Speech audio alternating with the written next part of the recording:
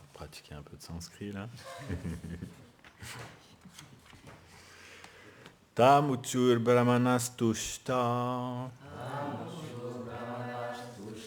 rajanam prashrayan vidam esha yasmin prajatanto purunam pura varshabam daivena pratighatena shukle samstam upeyushi ratovo nugrahartaya vishnuna prabhavishnuna tasman namna vishnurata iti loke bhavishyati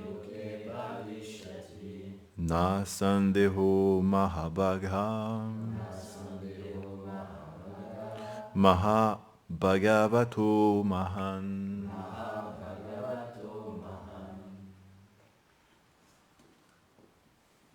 Tasman namna vishnurata iti loke bhavishyati. Ainsi Vishnurata apparu sur cette planète.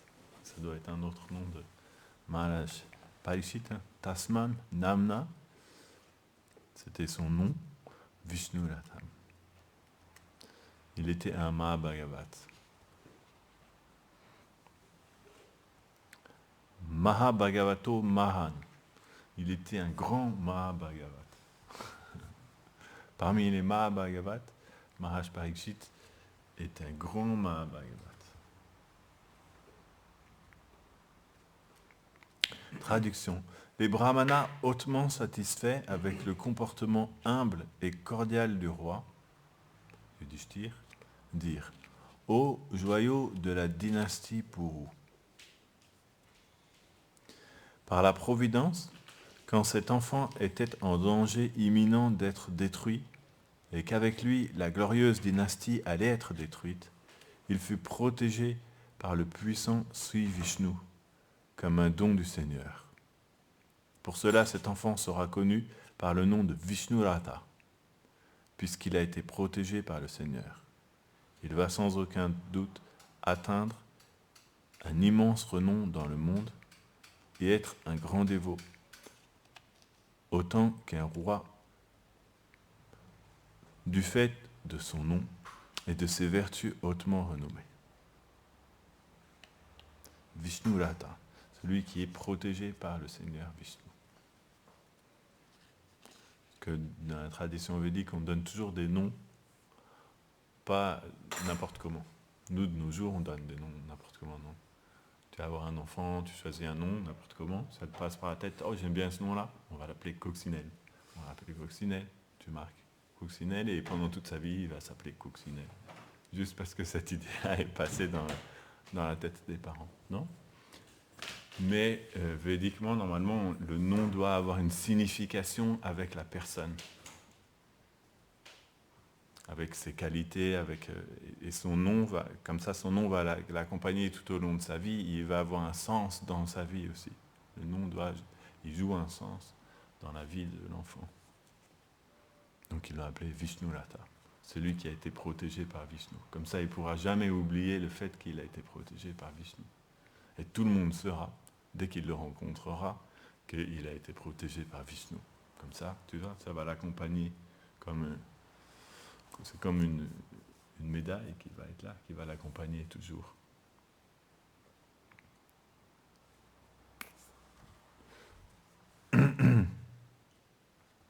L'enfant, commentaire.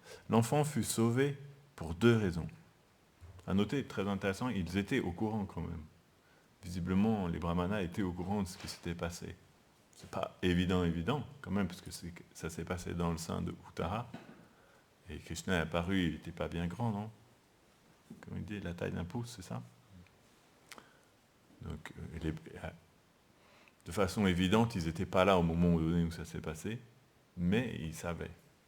Donc, d'une manière ou d'une autre, le fait est devenu connu. Après, le Brahmastra, je pense que tout le monde l'a vu. Le fait le Brahmastra, parce qu'un Brahmastra, ça fait quand même de la lumière, hein, ça fait beaucoup de lumière. Le fait qu'il arrive sur Uttara,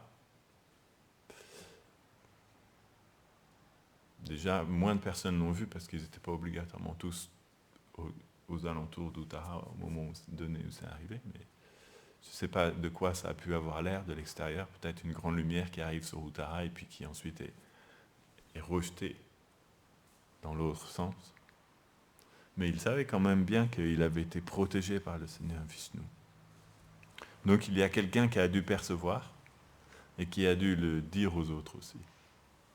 Ou alors dans leur méditation, ils l'ont perçu, ils ont compris. Parce qu'ils ne sont quand même pas des brahmanas ordinaires. Hein. Ils sont les brahmanas de la cour de Hastinapur, donc les associés de Yudhishthira Maharaj. Ils sont les serviteurs de Yudhishthira.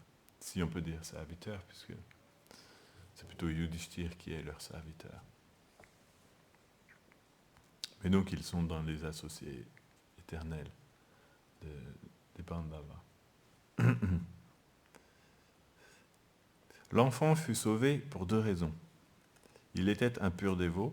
Krishna protège toujours personnellement ses purs dévots. Première raison. Parce qu'il était un pur dévot, il a été protégé. Et le Seigneur désirait que la lignée royale des Purus continue, afin qu'un roi pieux gouverne la terre, établissant ainsi un règne de paix et de prospérité. C'est la deuxième raison. La première raison, c'est la raison interne. On appelle Guna Lakshana. La raison interne, parce que c'est un pur dévot. Donc de toute façon, un pur dévot, il est protégé par Krishna. Ça, on ne peut pas enlever cet aspect-là. Après, pur dévot, il est protégé par Krishna, mais Krishna a différentes manières de protéger ses purs dévots. Quand on voit les Pandavas, par exemple, Krishna les a toujours protégés, mais d'une certaine façon.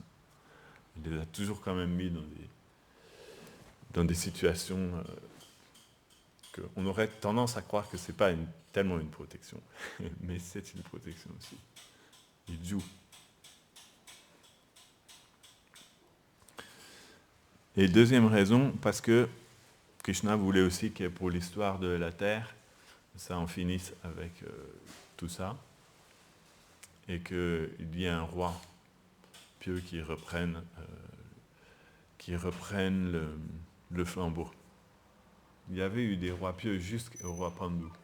Mais après, quand Pandu a quitté son corps, c'est devenu un petit peu dévié, puis beaucoup dévié, puis complètement dévié, avec Dhritarashtra et Duryodhana. En fait, c'est intéressant parce que si on regarde, ma perception personnelle, hein, c'est que c'est pas la faute de Dhritarashtra. Dhritarashtra était faible, il était influençable. C'est la faute de Shakuni. C'est de lui que viennent toutes ces mauvaises idées-là, non? Shakuni et Duryodhana. Mais Shakuni était très malveillant comme personne. Et c'est lui qui soufflait tout dans l'oreille de Dhritarashtra. Souvent c'est comme ça. Si vous regardez l'histoire du monde, souvent surtout dans l'histoire du Kali Yuga, les gens qui gouvernent, c'est pas vraiment eux qui gouvernent. Il y a d'autres gens derrière eux qui chuchotent dans leur oreille. Et ces gens-là, ils restent cachés derrière. Parce que c'est plus facile d'être caché. De jouer le rôle du roi, il faut porter, le costume. C'est pas facile. C'est pas facile.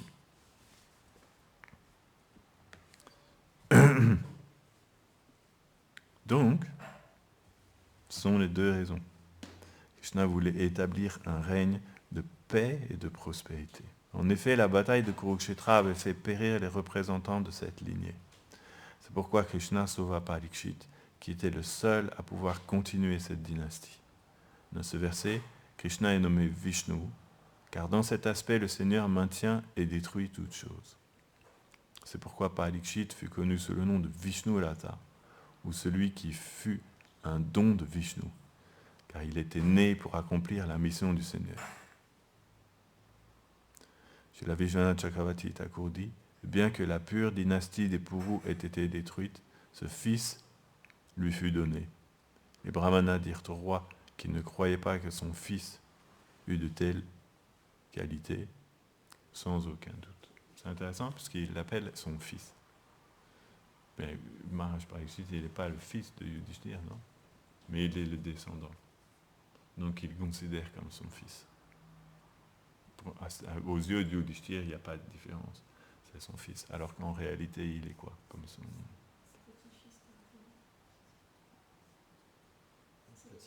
Donc son petit-neveu.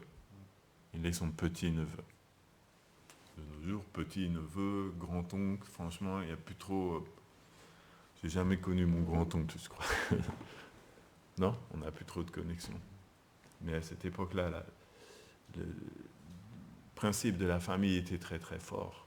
Donc, l'oncle était comme un père. On considérait notre oncle comme notre père. Moi, j'ai jamais considéré mon oncle comme mon père. Hein. Mais eux, c'était très très fort. Et dans l'autre sens, ça marchait aussi. Oh Magyana. Donc, ils lui ont dit sans aucun doute. Parce qu'il avait quand même, ils ont expliqué tant de choses positives sur Maharaj Parikshit. C'est dans les versets qui suivent. Il va y avoir toutes les prédictions qu'ils vont faire sur cet enfant qui va naître. Et afin qu'ils comprennent que c'est pas, ils disent pas ça juste pour faire une belle cérémonie. Ils lui ont dit sans aucun doute, tout ce que nous te disons, que nous allons te dire, c'est la réalité, elle va vraiment se passer.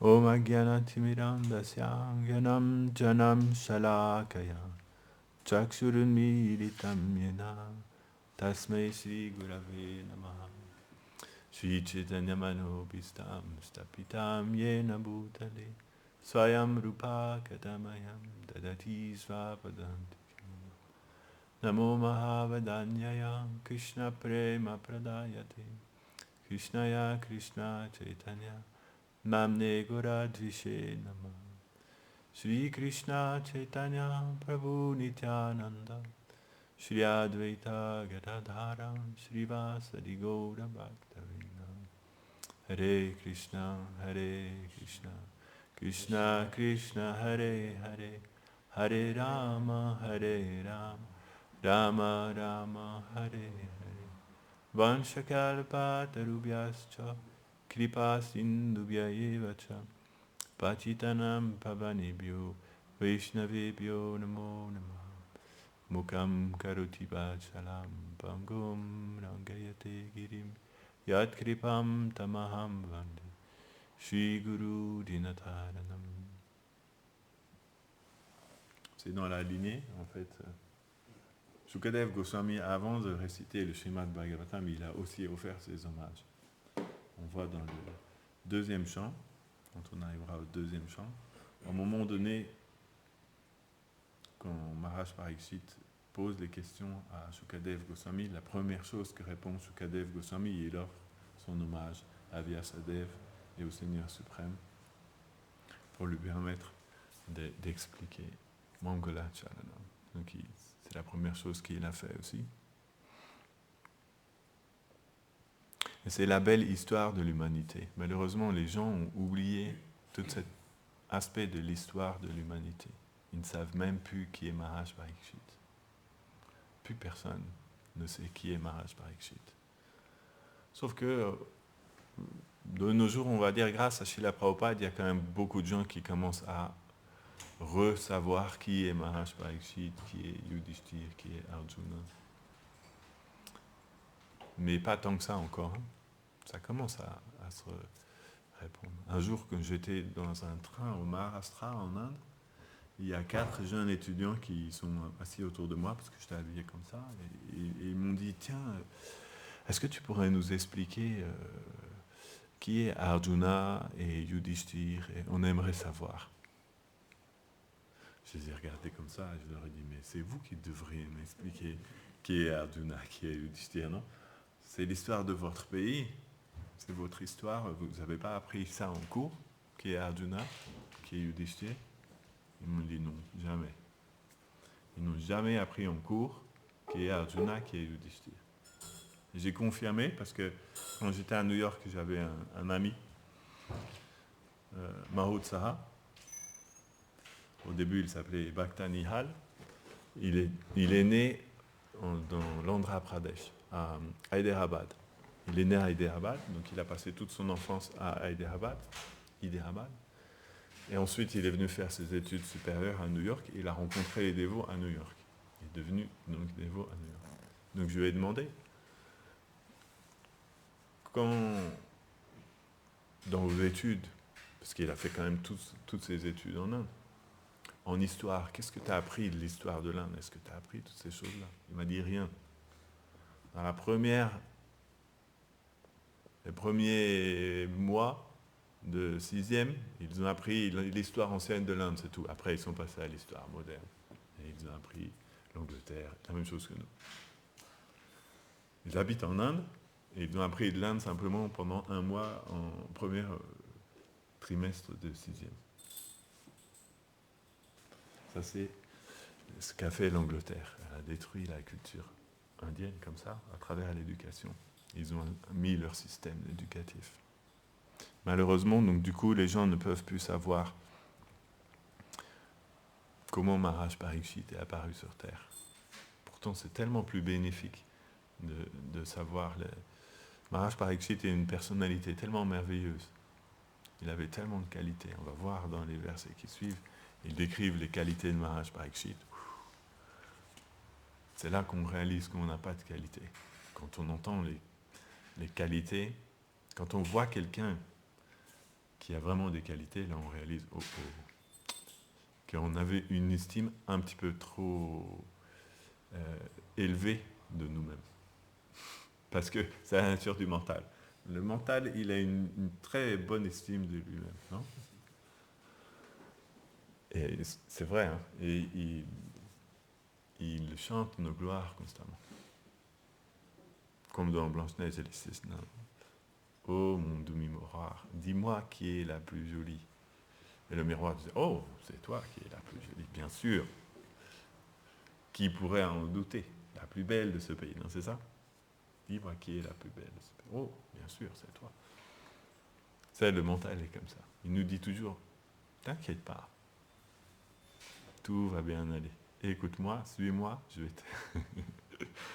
C'est ça le mental. Souvent les gens me disent, comment on fait la différence entre le mental et le cœur? Si notre inspiration vient du mental ou si elle vient du plus profond de nous-mêmes, de notre âme. Et je leur dis, il y a une manière de voir. Si cette inspiration te dit, oh, tu es tellement merveilleux, tu es incroyable, ne t'inquiète pas, tu ne fais jamais d'erreur, tout ça, ça c'est le mental. Ne n'écoute pas. Et si cette inspiration te dit, tu es tellement misérable, tu es dépourvu de miséricorde, qu'est-ce que tu... Là, c'est le cœur, c'est l'âme. Parce que c'est l'âme, ce qu'elle perçoit, c'est ça. C'est sa nature de percevoir les choses. On voit Bhaktivinoda Thakur dans le Sharanagati, c'est son âme qui parle. Lorsque l'âme se réveille, c'est ça qu'elle vit. Mais le mental, lui, il ne vit pas la même réalité. Le mental, il vit comme un roi. Il pense toujours qu'il est un prince, le mental. Même s'il vit dans le pire bouillasse du monde matériel, il va se la jouer comme s'il est quand même un prince. Non? C'est ça le mental. Mais quand on rencontre quelqu'un comme Maharaj Parikshit, là, on réalise que, oh, finalement, j'étais peut-être pas aussi incroyable que je le pensais. Déjà, dès sa naissance, il a été protégé par le Seigneur Vishnu. C'est intéressant, la teneur et portée ici nous explique qu'il avait comme une mission sur Terre, dès le moment où il est né. Il venait pour rétablir les choses. Et le rôle principal d'un roi, c'est de montrer l'exemple. Il doit être un exemple parfait. C'est ce qu'on appelle Acharya. Parce que on ne peut pas enseigner quelque chose dont on ne vit pas l'exemple aussi. Ça n'aura aucune puissance. Si on dit des choses, mais qu'on ne les vit pas dans notre propre vie, nos paroles n'auront aucune puissance sur les gens, aucun pouvoir de conviction. Alors que si on vit quelque chose, lorsqu'on l'exprime, ça va avoir du pouvoir de conviction sur les autres. Parce que Krishna est dans le cœur de tous les êtres. Et Krishna, quand vous essayez de tromper quelqu'un, quand vous essayez de raconter n'importe quoi à quelqu'un, Krishna est dans le cœur de cette personne-là. Il va faire ressentir à cette personne-là, tu vois, lui, il est en train d'essayer de te raconter n'importe quoi. Parce que c'est la nature de Krishna. Krishna est situé dans la vérité et il aide les êtres. Il n'est pas là pour. Sauf si cette personne doit être trichée parce qu'elle a aussi trop triché de gens dans sa vie, Krishna le laissera. Mais plus quelqu'un est proche de Krishna, plus dans son cœur, Krishna va lui faire comprendre qu'est-ce qui est vrai, qu'est-ce qui n'est pas vrai. Lui, il parle, mais laisse-le parler, écoute pas ce qu'il dit. Et quand quelqu'un vit véritablement, on va dire, dans la vérité, Krishna sait ça. Et dans le cœur des gens en face, il va aider les gens à comprendre ce que cette personne te dit là, c'est la vérité. C'est pour ça qu'on arrive à vendre des livres dans la rue. C'est pas que les gens ont toujours envie d'acheter le livre. Mais au moment donné où on vient, parce qu'on leur explique et tout ça, on est deux en fait. Il y a nous et il y a Krishna dans le cœur de la personne. C'est comme si on arrivait à deux pour parler à cette personne. Et Krishna dans le cœur de la personne leur fait ressentir que cette personne-là, ce qu'il te dit, c'est une bonne chose. Et ils ressentent ça, même si ils ne savent pas obligatoirement pourquoi, ils n'ont pas obligatoirement d'intérêt direct pour le livre, ils vont le prendre parce qu'ils ressentent dans leur cœur que c'est une bonne chose. C'est Krishna qui fait. Le plus grand distributeur de livres, c'est Krishna. On réalise ça quand on distribue des livres, que c'est lui qui distribue les livres en fait. On est un petit instrument.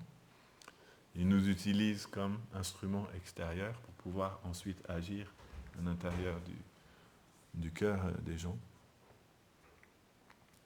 Donc, un roi doit être un exemple parfait. Maharaj Yudhishthir, c'était Parikshit, c'était son rôle de montrer un exemple à la terre. Et il a montré cet exemple du début jusqu'à la fin. Juste une erreur il a fait. Mais c'était une erreur voulue. Il a mis un serpent autour du cou d'un sage qui méditait. Ce qui n'est pas trop la coutume. C'est pas trop dans les normes védiques. Normalement, il aurait dû offrir son hommage au sage. Et si le sage ne voulait pas lui donner d'eau, il aurait dû, comme on dit, Taroriva Saishnuna, comme un arbre. Si tu ne lui donnes pas d'eau, il ne dit rien. Et là, Maharaj Parikshit a juste légèrement dévié. Quand le sage ne lui a pas donné d'eau, il s'est mis en colère, entre guillemets, parce que ce n'est pas vraiment de la colère, comme il est un pur dévot. Mais il a mis un serpent autour du cou du sage. C'est quand même assez osé, mettre un serpent autour du cou d'un sage, parce qu'on ne sait jamais qui est qui, tu vois. Et puis il est reparti. Mais c'était la volonté divine, c'est en fait Yogamaya qui a fait ça pour que ça puisse arriver, qu'il puisse être maudit, parce qu'il devait montrer l'exemple comment quitter son corps parfaitement. Comment écouter le Srimad Bhagavatam. Maharaj Parikshit est un des 12 Mahajans. Non, pas un des 12 Mahajans, mais un des Vaishnavas qui personnifie les 9 angas du service de dévotion. Et lui, il personnifie Shravanam, l'écoute. Shukadev Goswami personnifie Kirtanam, le fait de parler de Krishna. Ils sont l'exemple parfait de telle pratique du service de dévotion. Et lui devait jouer le rôle de l'exemple parfait de celui qui écoute parler de Krishna. Et il l'a fait, sans boire, sans manger, sans dormir pendant 7 jours. C'est pas tout le monde qui peut écouter comme ça. Il avait une attention très soutenue à Maharaj Parikshit. De nos jours, les gens disent combien 45 minutes, c'est ça? Après 45 minutes, l'audience, tu l'as perdu déjà. Et encore. Mais Maharaj Parikshit, lui, 7 jours, 7 nuits, sans boire, sans manger. Juste, il buvait le nectar de Sukadev Goswami. Et quand Sukadev Goswami finissait un chant, qu'il finissait une histoire, aussitôt avant même que Shukadev Goswami ait pu conclure quoi que ce soit, il lui disait « S'il te plaît, continue ». Et il le relançait en lui reposant une question pour que, surtout, ça ne s'arrête pas. Il y avait une avidité très profonde en Maharaj Parikshit. Il nous a montré comment quitter son corps en prenant pleinement refuge en Krishna. Il n'a rien, même pas cherché à se défendre. Juste, il a pris, entre guillemets, la pire malédiction. Qu'est-ce qu'il peut y avoir, qu'est-ce qu'un homme, au niveau terrestre, il peut lui arriver de pire? La mort. Donc si on te dit que tu vas mourir dans 7 jours, c'est la pire chose qu'on peut t'annoncer pour un matérialiste. Et lui, il a pris ça comme la plus grande bénédiction. Nous montrer qu'en fait, dans chaque circonstance, c'est la manière dont on reçoit les choses qui compte. Ça peut être le pire des choses, mais si on le prend comme étant une grâce de Krishna, ça devient la plus merveilleuse des choses. Parce que on va le vivre dans cette acceptation, on va percevoir Krishna. Et lui, il a perçu Krishna vraiment, il a dit « Quelle grâce merveilleuse Krishna m'a donnée. Il est venu me libérer de tout. Et en plus de ça, il m'a envoyé Shukadev Goswami pour m'accompagner dans ces derniers jours. Il a dit « Que pouvais-je demander de mieux ?» C'est ça, un Vaishnava, il perçoit toujours la grâce de Krishna. Vishnu Rata.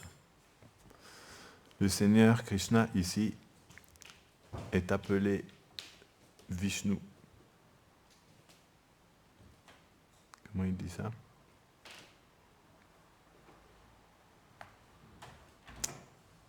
Parce que c'est lui qui a pour rôle de maintenir le monde. Je ne retrouve pas dans... Celui qui fait un don de Vishnu.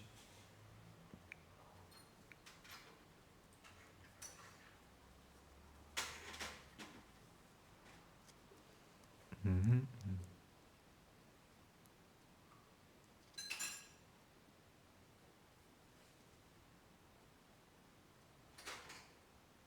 C'est bizarre.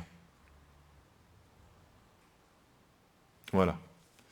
Dans ce verset, des fois il y a des choses qui sont là, tu ne les vois pas, ils sont juste devant tes yeux. Dans ce verset, Krishna est nommé Vishnu, car dans cet aspect, le Seigneur maintient et détruit toutes choses. Vishnu.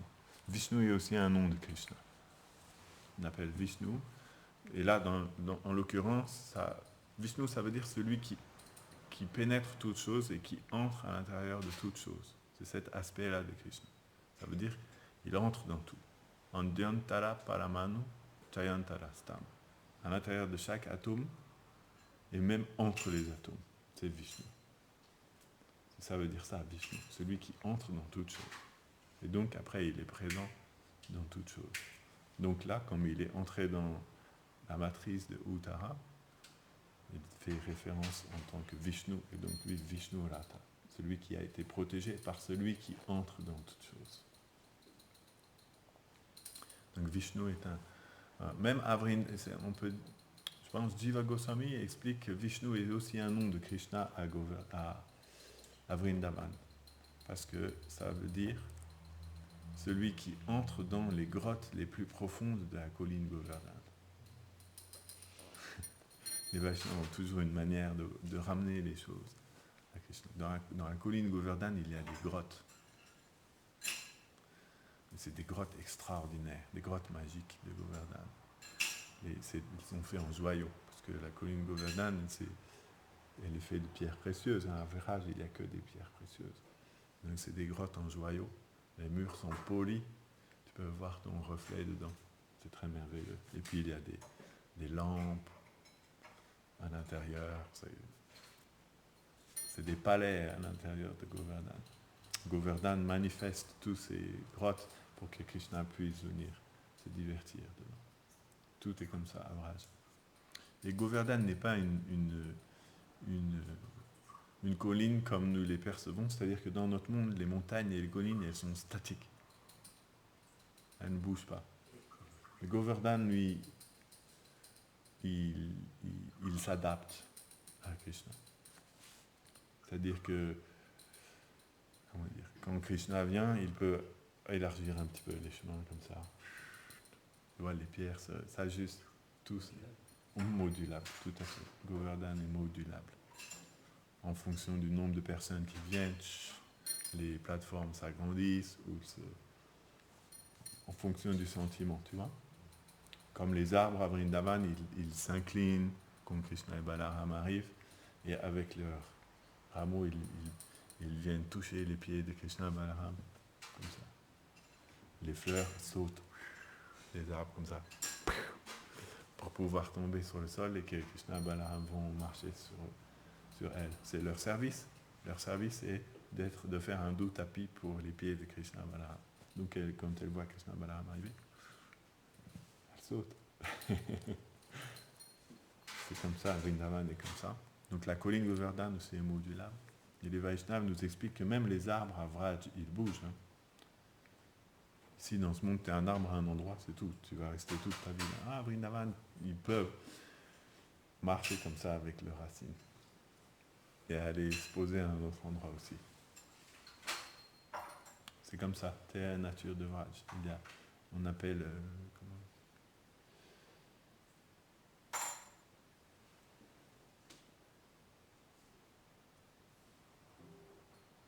je pense Satya Sankalpa. Tout ce qu'ils désirent, ils peuvent accomplir. Ça se manifeste. Donc Maharaj Yudhishthira.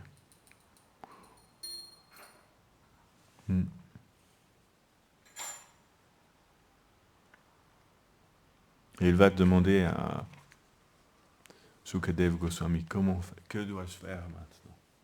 Que dois-je faire? Shukadev Goswami lui a répondu, reste assis là, je vais remplir tes oreilles avec les divertissements de Krishna. Comme disait Srila Bhaktisiddhanta, il disait, la seule chose que j'ai besoin de vous, je ne vous demande rien, il disait, la seule chose que j'ai besoin de vous, que vous me prêtiez vos deux oreilles pendant quelques instants. Et ensuite, je vais m'occuper de vos deux oreilles. Je vais remplir vos deux oreilles de nectar. Ce nectar-là va descendre dans votre cœur et il va vous immortaliser. Gorangira Madhurya Lila. Jara Karni Praveshila. Si par nos oreilles rentrent les divertissements du Seigneur Gauranga, on devient kidnappé. Notre cœur va devenir kidnappé. C'est pour ça qu'on appelle Krishna aussi. Parce que quiconque entend parler de Krishna devient aussi fasciné. Rukmini n'avait jamais vu Krishna. Elle avait juste entendu parler de Krishna, entre guillemets, pour ceux qui ne connaissent pas tous les détails de l'histoire. Elle avait vu déjà Krishna. Dans l'histoire officielle, Rukmini ne connaissait pas Krishna. Juste en entendant parler de Krishna, on devient fasciné par Krishna. Non, n'est-ce pas? Même si nous n'avons jamais rencontré personnellement Krishna, on est déjà fasciné par Krishna juste en entendant parler de lui. C'est dire si Krishna est infiniment fascinant. Juste en entendant parler de lui, on peut déjà... Hein? Un aperçu. Avoir un aperçu, plus qu'un aperçu. Parce que Krishna n'est pas différent du son, de son nom. Il n'est pas différent du Bhagavatam. Donc juste à travers le son, on commence à percevoir Krishna.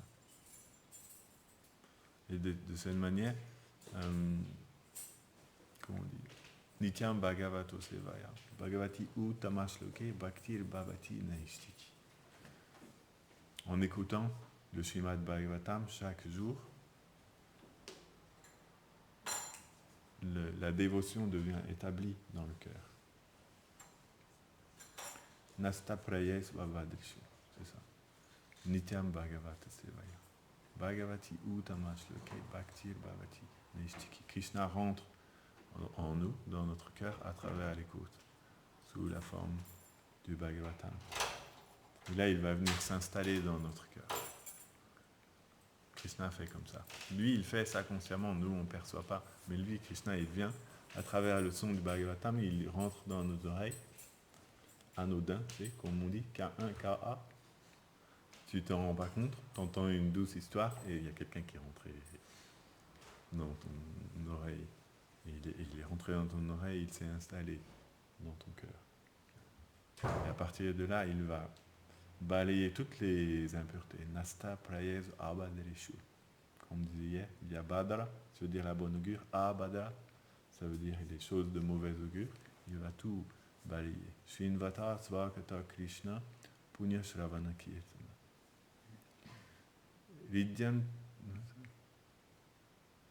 Ridyan tasto yabadrani vidunoti suritsatam. Krishna, qui est l'ami des êtres qui sont sincères, balaye du cœur de ceux qui écoutent son message toutes les mauvaises choses. C'est la médecine contre tous les virus, le Srimad Bhagavatam. Contre le pire virus, c'est le virus de l'oubli de Krishna. Ça, c'est le pire virus qui existe. Le coronavirus, c'est pas très très grave. Parce qu'on peut voir le coronavirus, mais si on se souvient de Krishna, pas de problème. Mais on peut être en super santé, si on oublie Krishna, tout devient sombre, la vie devient sombre. Mais le Srimad Bhagavatam, c'est le remède ultime. Le Srimad Bhagavatam et le Saint Nom de Krishna. Les deux ensemble se complètent très très bien.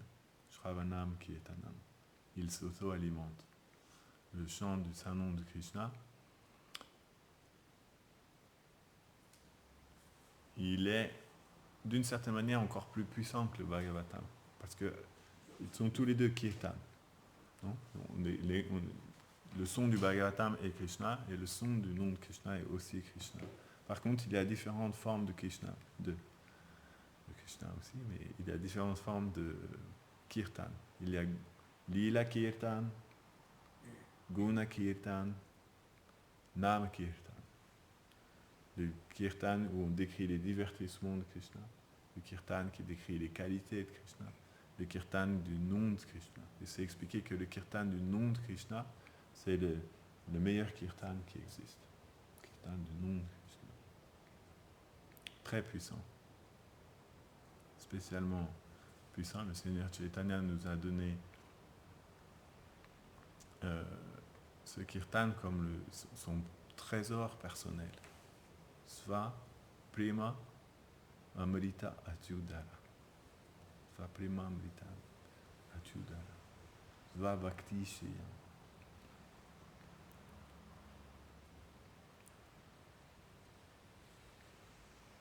Et comme nous disions hier, une chose très intéressante, c'est que le Krishna Kirtan, le seul problème, c'est qu'il est difficile à approcher.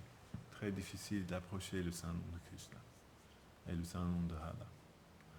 Parce qu'ils doivent être prononcés purement. C'est très difficile de prononcer purement le nom de Krishna. Ça, c'est la chose la plus difficile qui existe, en fait, de prononcer quand on est dans le monde matériel. Parce que normalement, c'est la chose la plus facile. Mais dans le monde où nous sommes, la chose la plus difficile est de prononcer purement le nom de Krishna. Mais Krishna, c'est ça.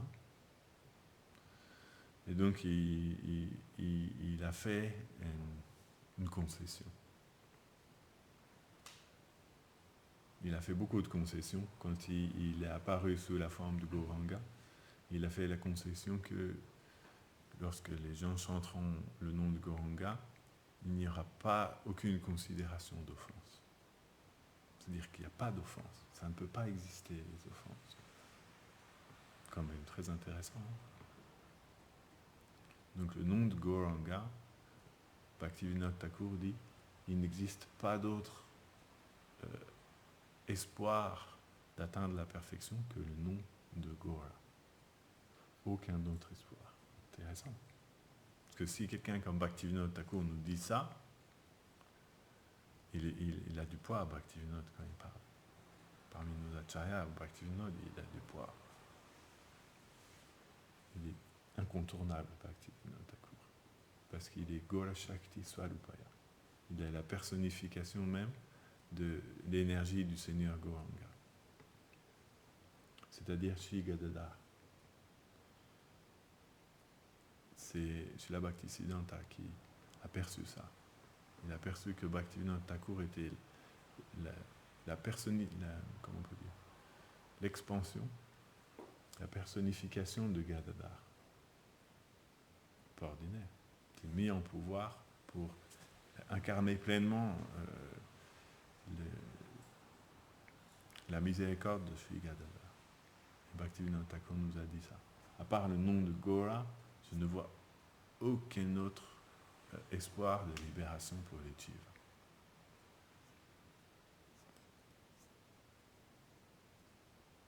Donc on doit comprendre la valeur du nom de Gauranga. Il y a différentes manières de chanter le nom de Gaura.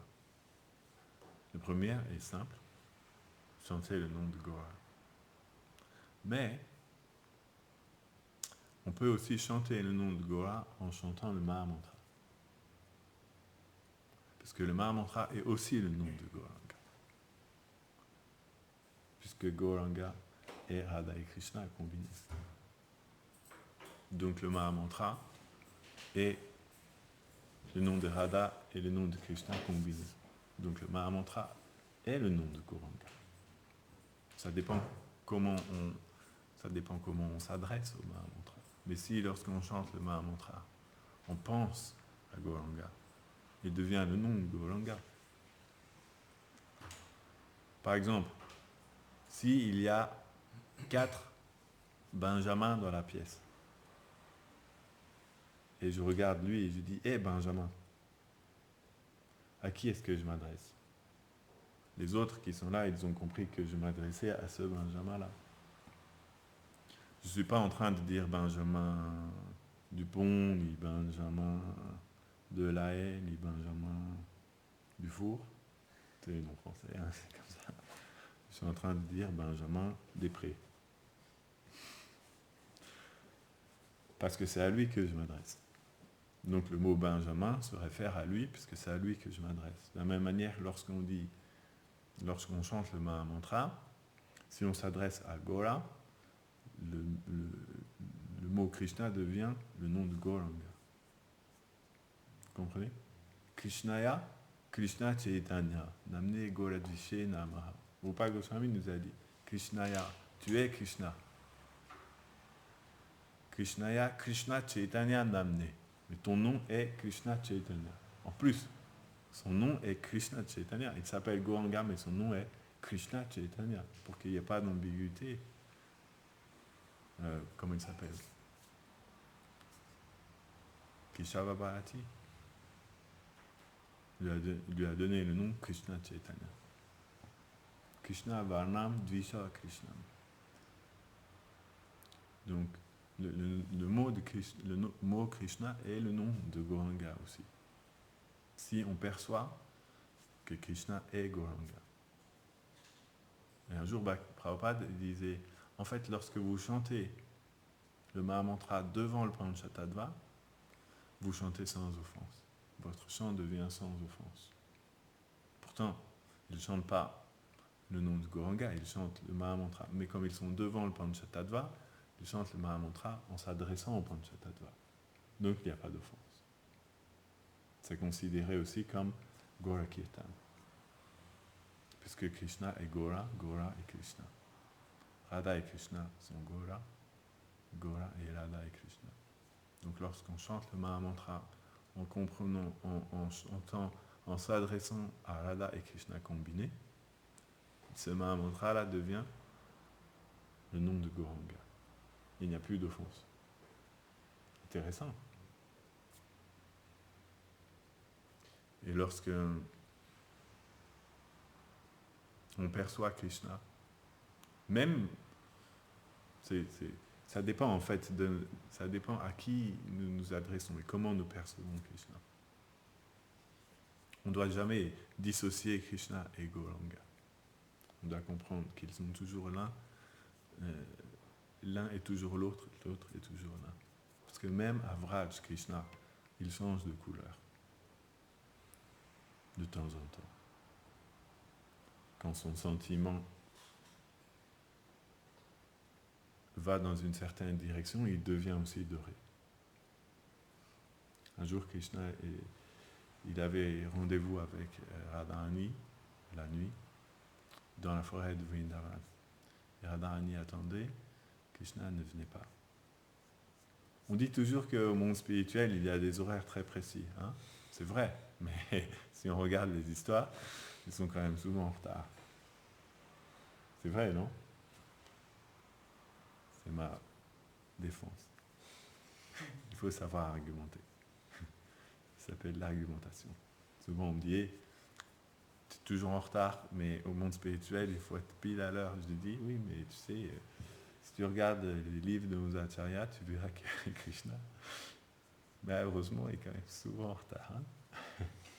Et là, cette nuit-là, on ne va pas dire comme toutes les nuits, mais cette nuit-là, Krishna était en retard. Parce qu'il y a un sentiment aussi dans le retard, et parce que Avraj Krishna ne contrôle pas le tout, donc c'est pas évident d'être toujours. Des fois, il y a plein de raisons pour lesquelles Krishna peut devenir en retard. Des fois, Krishna devient en retard parce qu'il se perd dans la forêt.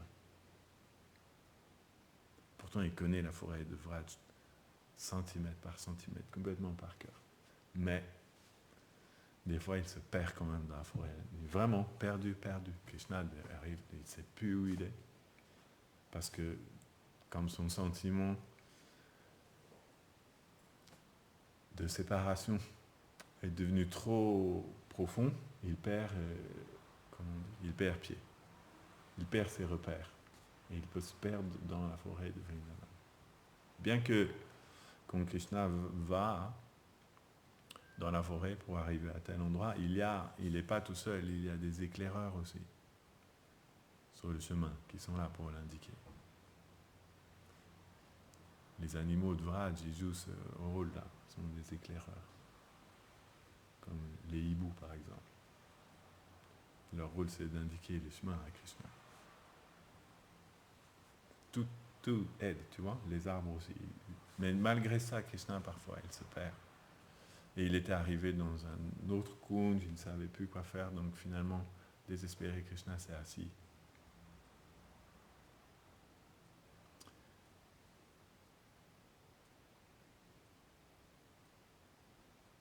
Et il s'est assis sous un arbre et comme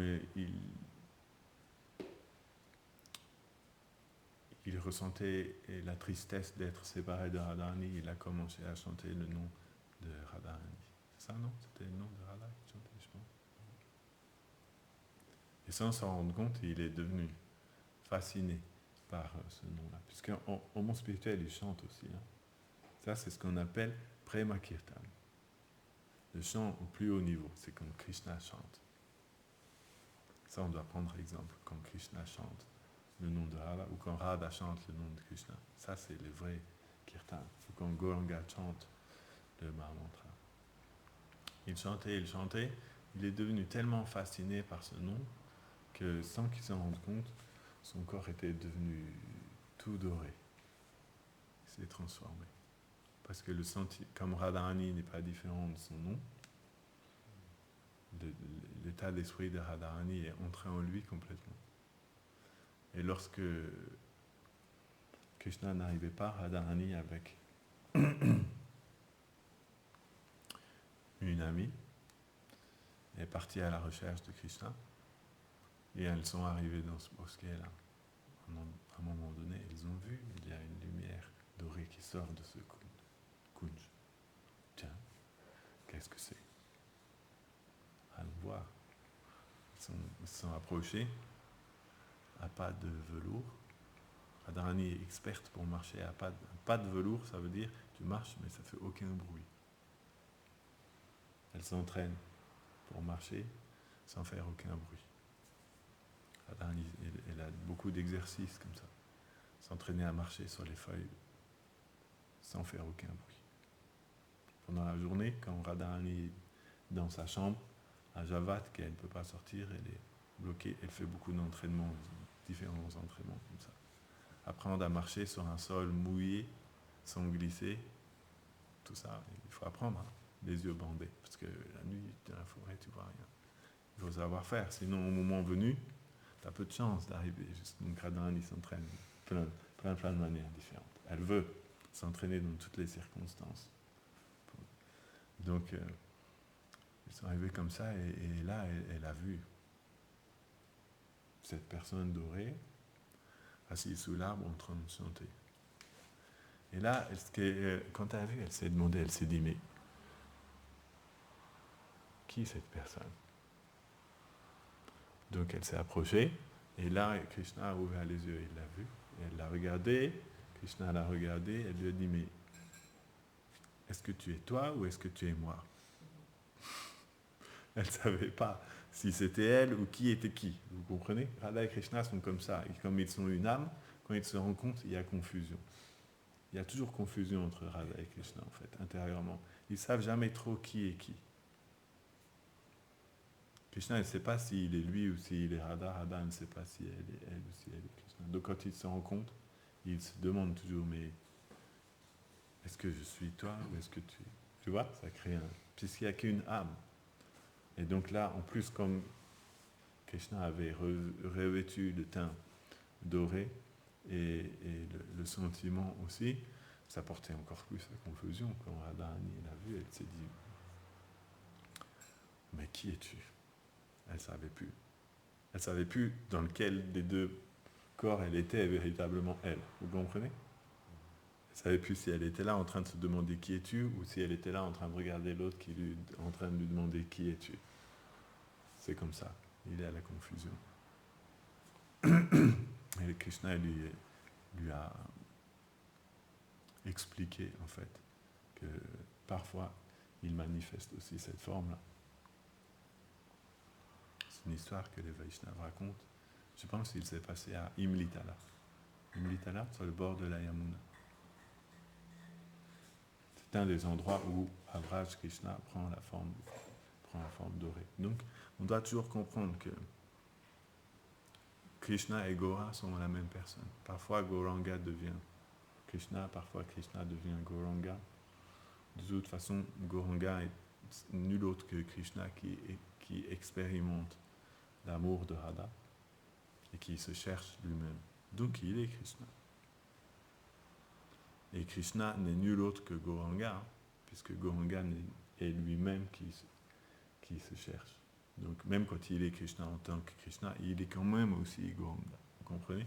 Si on ne dissocie jamais Krishna de Gauranga, et qu'on comprend bien ce tattva, que Krishnadas Kaviraj Goswami a établi clairement au début du Chaitanya Charitamrita, alors en fait quand on chante le Mahamantra, on peut rester en train de toujours chanter le nom de Gauranga. Et de cette manière-là, on progressera plus rapidement. Parce que Gaura, l'aspect de Gaura ne sera jamais mis de côté. Il sera toujours présent. Dans notre conception de Krishna, il y aura toujours la conception de Gaura qui sera imbriquée dedans, on peut dire. Vous comprenez? Ok. Jai.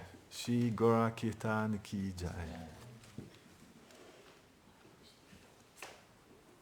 Il y a aussi une troisième manière, le Gurudev avait expliqué un jour dans une classe, il disait, quand vous chantez le Mahamantra, vous pouvez ajouter le nom de Gauranga aussi en même temps.